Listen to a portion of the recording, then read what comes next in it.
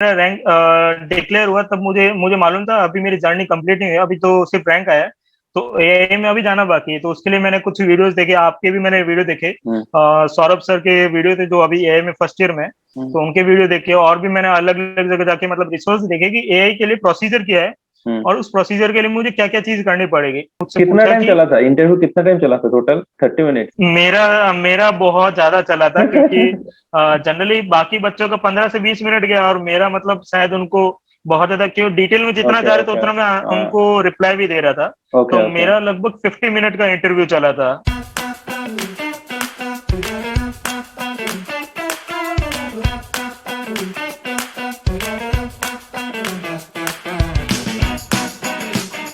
Okay.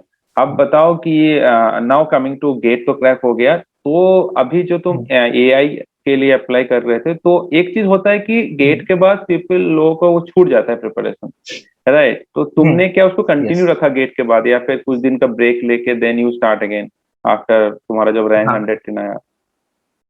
Okay. Rank मतलब 110 आया, तो मतलब काफी बढ़िया रैंक थी। हम्म। तो काफी सारे लोगों को मतलब रैंक आने के बाद में खुशी हो जाती है, लेकिन मेरा जो गोल था, मैंने स्टार्टिंग में जैसा बताया हाँ। था, मुझे आईआईएससी बैंगलोर में जाना है, और उसमें भी एकदम प्रिसाइज था मुझे एआई के अंदर जाना है। तो जब मेरा रैंक डिक्लेयर हुआ तब मुझे मुझे मालूम था अभी मेरी जर्नी कंप्लीट नहीं हुई, अभी तो सिर्फ रैंक आया है। तो एआई में अभी जाना बाकी है, तो उसके लिए मैंने कुछ वीडियोस देखे, आपके भी मैंने वीडियो देखे। हम्म। सौरभ सर के वीडियो थे जो अभी एआई में फर्स्ट ईयर में हैं, हम्म। तो उनके वीडियो देखे, और भी मैंने अलग अलग जगह जाके मतलब रिसोर्स देखे कि एआई के लिए प्रोसीजर क्या है, हम्म। और उस प्रोसीजर के लिए मुझे क्या क्या चीज करनी पड़ेगी। राइट। तो रैंक आने के बाद में लगभग एक दो दिन तक तो मैं थोड़ा सा ये रिसर्च कर रहा था कि मुझे क्या करना पड़ेगा, कैसे करना पड़ेगा। हम्म। तो उस समय मैं थोड़ा सा एक वीक के लिए, मैक्स टू मैक्स एक वीक के लिए रिसर्च किया, और थोड़ा सा मैं रिलैक्स मोड में था। ओके। तो सारी चीजें मैंने वापस वही नोट डाउन करके रखी कि मेरा पाथवे अभी मुझे वापस नेक्स्ट प्लान क्या करना है, कि सारी चीजें प्लान के ऊपर होती है। Right right. वापस मैंने वही अपनी डायरी उठाई, वही पुरानी डायरी के अंदर मैंने आगे का अपना प्लान बनाना स्टार्ट कर लिया कि एआई के लिए प्रोसीजर ये है कि हमें एक रिटर्न एग्जाम फाइट करना पड़ेगा, रिटर्न एग्जाम। अगर हो सका तो उनके मतलब वेबसाइट पे लिखा हुआ था कि इंटरव्यू भी कंडक्ट कर सकते हैं आईआईसी वाले। तो इंटरव्यू और रिटर्न एग्जाम दोनों के लिए मुझे प्रिपेयर करना था। तो उनका मैंने सिलेबस डाउनलोड किया कि सिलेबस क्या होगा, जो जितना इन्फॉर्मेशन जहां पर मुझे मिला उस सिलेबस के अकॉर्डिंग मैंने स्टार्ट करना प्रिपेयर कर लिया कि मुझे ये चीजें पढ़नी है। तो मैंने 6 रिटर्न एग्जाम और फाइनल इंटरव्यू के लिए दोनों के दोनों मतलब फैब से मैंने स्टार्ट कर लिया था, और अभी तक मैं मतलब कुछ ना कुछ कर ही रहा हूँ। वापिस मैंने ओके ब्रेक नहीं लिया बीच में। ओके। तो अब पहले पहले आते हैं एआई का जो मतलब सिलेक्शन प्रोसीजर था, तो इस साल कैसा हुआ? मतलब एआई हाँ। का सिलेक्शन में क्या क्या था इस बार आईआईएससी में? ओके। इसमें भैया अभी ऐसा है ना कि एआई के सिलेक्शन प्रोसीजर 19 से 2019 में फर्स्ट बैच था। राइट। तो तब से काफी सारे वेरिएशन आए, जैसे 19 में उनका रिटर्न एग्जाम भी कंडक्ट हुआ, पेन पेपर के ऊपर था। हम्म। रिटर्न एग्जाम प्लस इंटरव्यू था, जितना हम्म। मुझे पता है। और उसके बाद में 20 में उन्होंने सिर्फ रिटर्न एग्जाम लिया था, ऑनलाइन रिटर्न एग्जाम लिया था। राइट राइट राइट, और ओवर था। 21 में उन्होंने डायरेक्ट सिर्फ गेट स्कोर पे उनका सिलेक्शन था। हम्म। तो ये इनका ट्रेंड था। और 22 में उन्होंने वेबसाइट पे तो मेंशन किया था वो लोग 70% गेट स्कोर को देने वाले हैं फाइनल सिलेक्शन के लिए, और 30% उनका जो क्राइटेरिया रहेगा वो रिटर्न एग्जाम स्लैश इंटरव्यू लिखा हुआ था कि अगर इंटरव्यू शायद कंडक्ट हो सकता है। तो फिर मैंने सिलेक्शन इंटरव्यू और रिटर्न एग्जाम का सिलेबस देखा। सिलेबस जैसे कि मैंने आपको शेयर कर लिया, आप हाँ, डाल मतलब दूंगा मैं। बाकी सबके साथ में शेयर कर लेना। सिलेबस में ऐसा था कि मैथ्स प्लस प्रोग्रामिंग से रिलेटेड दो सेक्शन थे। मैथमेटिक्स में लीनियर अलजेब्रा, कैलकुलस, और प्रोबेबिलिटी और स्टैटिस्टिक्स, हम्म। ये सारे के सारे थे। और डिस्क्रीट मैथ भी था। हम्म। और उसके अलावा प्रोग्रामिंग में हम बेसिक जो सी प्रोग्रामिंग होते हैं, उसके अलावा डेटा स्ट्रक्चर से रिलेटेड जो बेसिक चीजें होती है हम्म। वो उन्होंने अपने सिलेबस में काफी अच्छे तरीके से मतलब मेंशन करके रखा हुआ था। तो ओके। मैथ्स वाले सेक्शन के लिए मैंने ये सोच के रखा था कि रिटर्न एग्जाम को क्लियर करना और इंटरव्यू को क्लियर करना, दोनों के लिए दो अलग स्किल चाहिए। रिटर्न एग्जाम के लिए मैंने मैथ्स के लिए गेट का जो सिलेबस था हम्म। वही मैंने पढ़ के रखा। और इंटरव्यू के लिए क्या होता है ना कि थोड़ा सा हमें बहुत ज्यादा चीजों को क्लियर करना पड़ता है। तो इंटरव्यू के लिए मैंने लीनियर अलजेब्रा के लिए गिलबर्ट स्टैंग की वीडियोस देखी थी, लीनियर अलजेब्रा पे थी। हम्म। और उसके अलावा मैंने खान अकेडमी पे जाके सलमान सर के वीडियोस देखे थे जो लीनियर अलजेब्रा के लिए और प्रोबेबिलिटी के लिए, स्टैटिस्टिक्स के लिए। तो फिर से मैंने वो वहां पे सारे के सारे वो मुझे इंटरव्यू के लिए भी प्रिपरेशन मेरा काफी अच्छा खासा हो गया था। हम्म। और रिटर्न एग्जाम मैथ का अच्छा हो गया था। अब सेकंड जो पोर्शन होता है हमारा, जो प्रोग्रामिंग वाला रहता है, उसके लिए मैंने यूट्यूब पे अलग अलग रिसोर्सेज देखे। फाइनल जाके मेरा कंक्लूजन ये था, नेजो अकेडमी करके है, उसका प्लेलिस्ट है C programming plus data structure. Okay. तो वो मुझे काफी बढ़िया लगा था, वो थियरी पोर्शन के लिए काफी बेटर था। और प्रैक्टिस के लिए एक अपना कॉलेज है, उसमें कुछ मतलब अपना कॉलेज, राइट। प्रॉब्लम सेट वगैरह हो जाते हैं, तो वहां से मतलब मैंने वहाँ प्रैक्टिस वगैरह स्टार्ट कर लिया था अपना। ओके तो ओके। ऐसे करके फिर जब ऑनलाइन एग्जाम था, ऑनलाइन एग्जाम मेरा 25 ऑफ अप्रैल को था। हम्म 25 ऑफ अप्रैल को उनका मतलब ऐसा था, 1 घंटे का पेपर था। 1 घंटे के पेपर के अंदर टोटल 28 क्वेश्चंस थे। हम्म और 28 क्वेश्चंस के अंदर मतलब कुछ सवाल मैथ्स के थे, कुछ सवाल प्रोग्रामिंग के थे। हम्म तो उसके अंदर मेरा जो टोटल अटेम्प्ट, नेगेटिव मार्किंग थी नहीं, तो हम्म। उसके अंदर मेरा टोटल अटेम्प्ट तो 15 to 16 था। ओके और क्योंकि पेपर बहुत ज्यादा लेंदी था, उसके अलावा बाकी के जो थे, मतलब बाकी के तो उसके हिसाब से कर लिए, टाइम बचा, ओके क्योंकि ओके 15 से 16 ही सॉल्व कर पाया था। ओके। तो फाइनली डिसीजन क्या हुआ, मतलब रिटन टेस्ट खुद का लिया, या तुम बोल रहे थे शायद रिटन टेस्ट उन्होंने ना करके फुल्ली हाँ, गेट? हाँ। इसमें भैया ऐसा था कि 25 अप्रैल को मैंने रिटर्न एग्जाम दे दिया। हम्म और 13 मई को आईआईसी ने अपने अनाउंसमेंट वाले सेक्शन के अंदर एक मतलब नोटिस डाला। उस नोटिस के अंदर लिखा हुआ था कि due to some technical glitch okay okay slash inconsistency of student, मतलब शायद ओके। कुछ प्रॉब्लम हुआ होगा स्टूडेंट की तरफ से और हम्म ऐसा। तो उस वजह से उन्होंने रिटर्न एग्जाम के जो 30% वेटेज था वो उन्होंने कैंसिल कर लिया। सारा हाँ। का सारा जो सिलेक्शन इस साल जो हुआ है, वो 100% गेट स्कोर के बेसिस पे हुआ है। Okay okay okay okay. So अभी तुम बोल रहे थे कि next you have applied to MTech CDS research, MTech research in CDS, तो उसका एक्सपीरियंस कैसा था? एक्चुअल में जैसे कि एमटेक में 3 प्रेफरेंस होती है हमारे पास में, कि राइट। कोई भी 3 प्रेफरेंस हम फील कर सकते हैं। तो मेरा फर्स्ट प्रेफरेंस एआई था, सेकंड सीडीएस का था, और थर्ड जो मेरा रोबोटिक्स एंड ऑटोमेशन जो लास्ट ईयर इन्होंने स्टार्ट किया है। स्टार्ट किया, राइट। उसके अलावा रिसर्च, जो एमटेक रिसर्च होता है उसमें मैंने सेम तीनों के तीनों मैंने रिसर्च में भी अप्लाई करके रखा हुआ था। ओके तो एमटेक के 2 ईयर के प्रोग्राम के अंदर मुझे कॉल एआई से आया था और रोबोटिक्स एंड ऑटोमेशन से था। और सीडीएस से मेरा कॉल आया नहीं था, सीडीएस एमटेक 2 ईयर से मेरा कॉल आया नहीं था। तो रोबोटिक्स ऑटोमेशन में सिलेक्शन का क्राइटेरिया ऐसा था, 70% उनका वेटेज गेट स्कोर, 30% इंटरव्यू था। वहां पर कोई रिटन एग्जाम इन्होंने रखा नहीं था। ओके तो इनका जो इंटरव्यू था वो वहीं पर आईआईसी बैंगलोर में उन्होंने रखा था।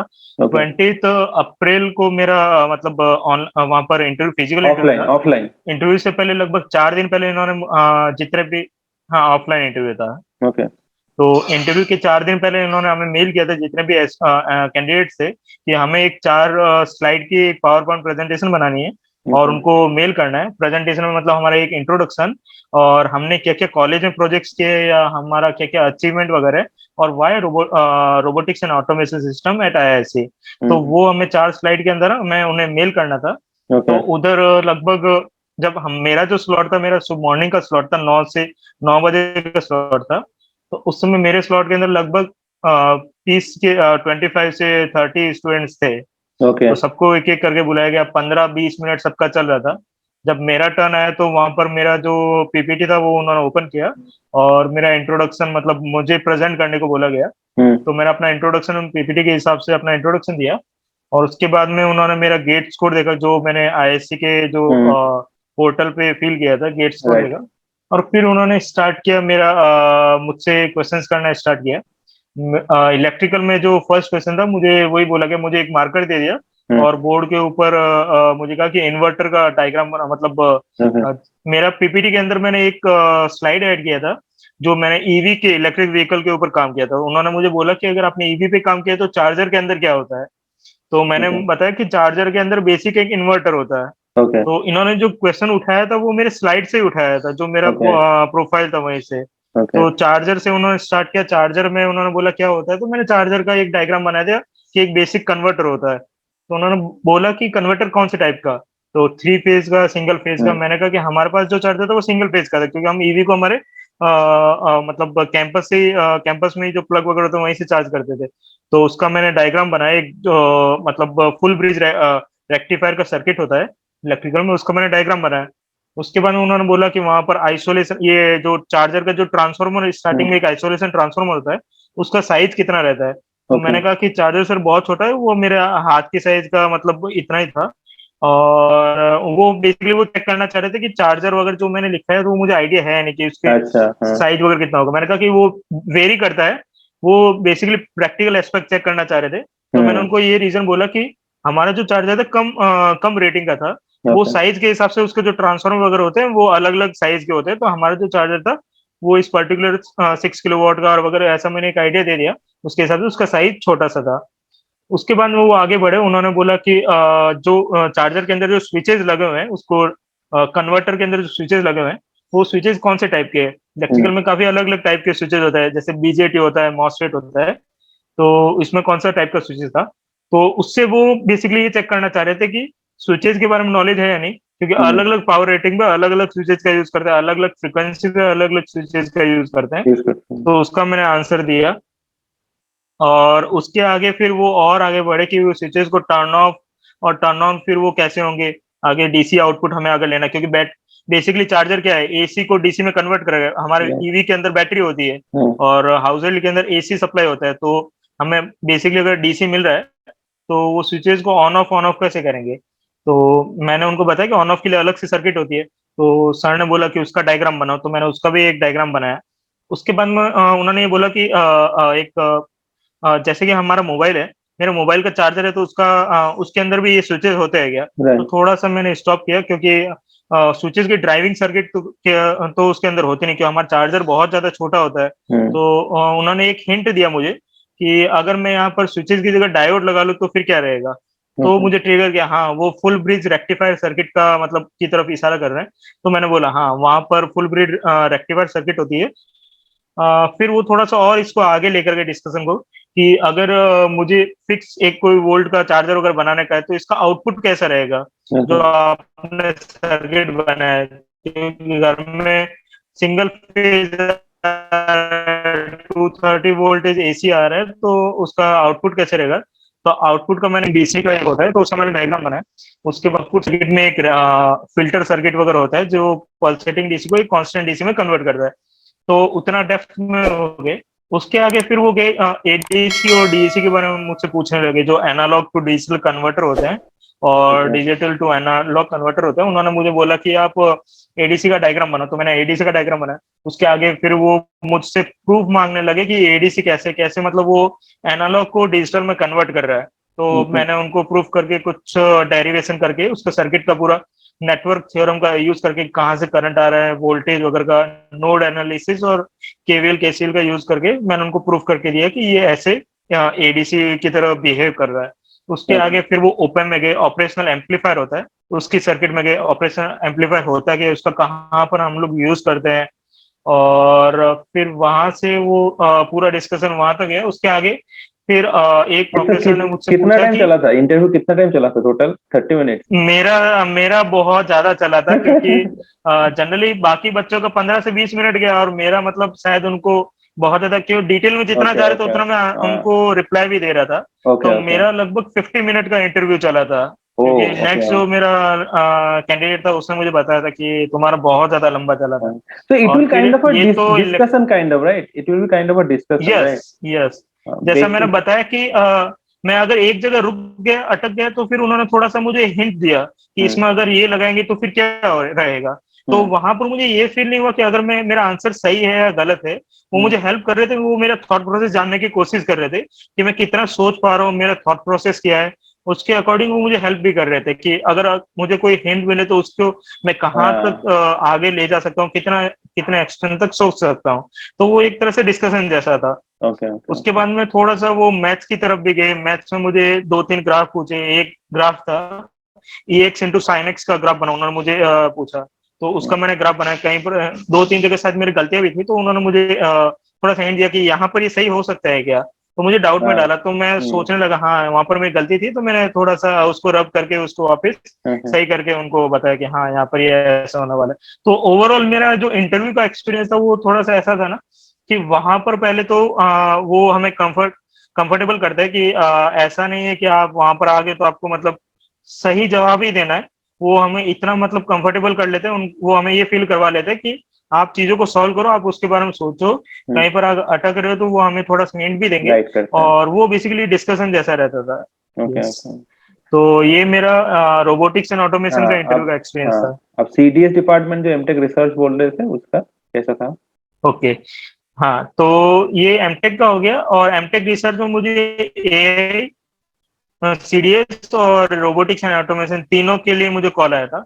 सीडीएस में बेसिकली क्या था ना कि सीडीएस में सबसे पहले उन्होंने शॉर्टलिस्ट किया था जितने नंबर ऑफ कैंडिडेट्स थे, उसके बेसिस पे ऑनलाइन एग्जाम हुआ था। ओके ऑनलाइन एग्जाम भी उनका हैकर अर्थ पे हुआ था। जैसे ओके एआई का भी हैकर अर्थ पे हुआ था, वैसे वैसे इसका भी हैकर अर्थ पे हुआ था।